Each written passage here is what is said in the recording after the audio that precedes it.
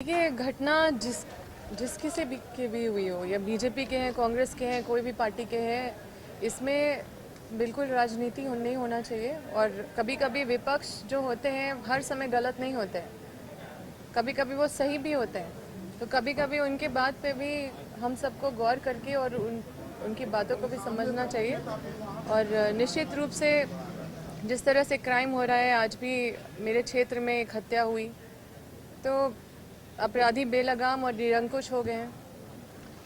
तो ये तो साफ दिख रहा है। और जैसा कि आपने बोला, तो कोई भी मंत्री को नहीं बयान देना चाहिए इन सब चीज़ों पे। अभी तो 15 घंटे हुए हैं इन्वेस्टिगेशन, 15 घंटे भी नहीं हुए हैं, इन्वेस्टिगेशन अभी चालू ही है। तो इन्वेस्टिगेशन का लाइन ड्रॉ जो है कोई जनप्रतिनिधि या कोई मंत्री नहीं करना चाहिए, उसको पुलिस के प्रेस रिलीज के माध्यम से आना चाहिए जो इन्वेस्टिगेशन कर रहे हैं। आपको क्या लग रहा है अनिल टाइगर की हत्या को अगर आप देखती हैं या जो जानकारी आप देखिए, एक अनिल टाइगर की बात नहीं है। ठीक है, आप लोग के माध्यम से पता चल रहा है कि इस वजह से उस वजह से, तो ये जस्टिफिकेशन तो हम नहीं दे सकते ना किसी हत्या का। अगर किसी के पास, देखिए, सुनियोजित तरीके से ये हुई है, ठीक है, प्रशासन को नहीं पता चलता है, वो अचानक हो जाती है, हम मान सकते हैं, क्योंकि हर स्टेट में कुछ ना कुछ अपराध देखने को मिलता है। लेकिन ये सुनियोजित तरीके से हथियार जो लाता है, कम से कम हथियार, आम लोगों के हाथ में हथियार इतना आसानी से जो आ जाता है, इस पे तो पुलिस निश्चित रूप से उस पर कार्रवाई कर सकती है।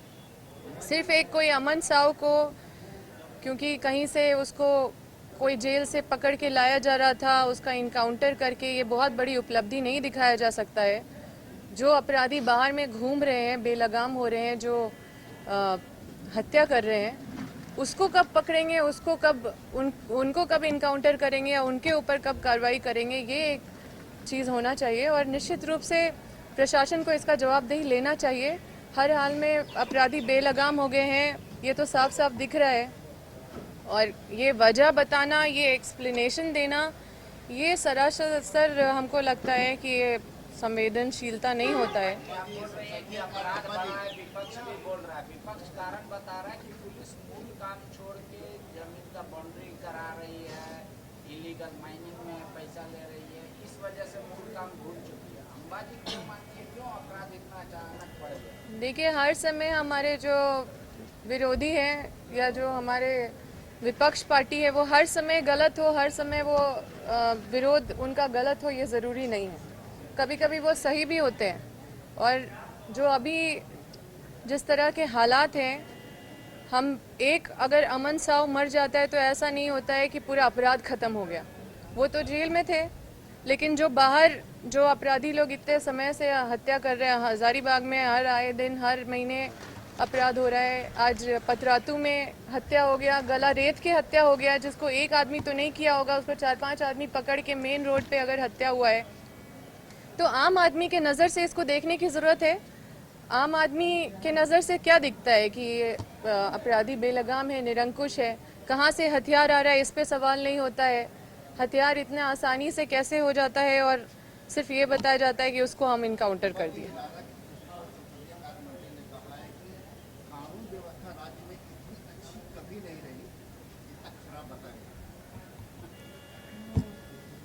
देखिए, हम किसी के स्टेटमेंट पे हम अपना उनका स्टेटमेंट का ना एक्सप्लेनेशन देने के लिए हम आपका सवाल नहीं ले सकते हैं।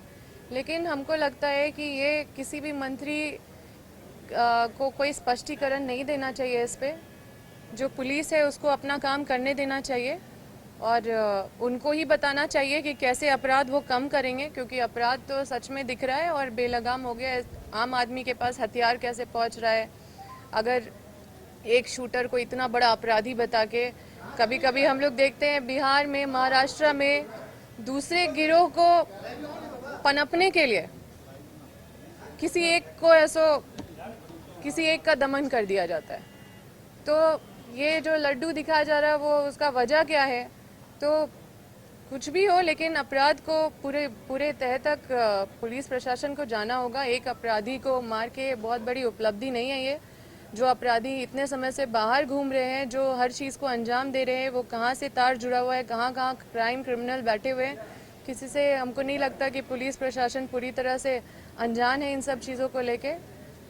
इस पे निश्चित रूप से गंभीरतापूर्वक कार्रवाई करनी चाहिए और हर सरकार की ये जिम्मेदारी होती है और हम समझते हैं कि इस जिम्मेदारी को समझना होगा, क्योंकि हर आए दिन आम आदमी की जान जा रही है। वजह जो भी हो, हम वजह पे जाना नहीं चाहते हैं, क्योंकि कुछ भी वजह हो सकती है। कोई बोल रहा है उस हत्याकांड में वो शामिल थे अनिल टाइगर, तो अगर किसी हत्याकांड में वो शामिल है और इसका मतलब कि उस हत्याकांड में न्याय नहीं मिल पाया उस परिवार को, तब वो हथियार उठा लिए हैं, तो ये इसका मतलब कि आप ये भी बोल रहे हैं कि उसमें न्याय नहीं मिल पाया, फिर स्पष्टीकरण भी नहीं देना चाहिए कि इस वजह से ऐसा हुआ।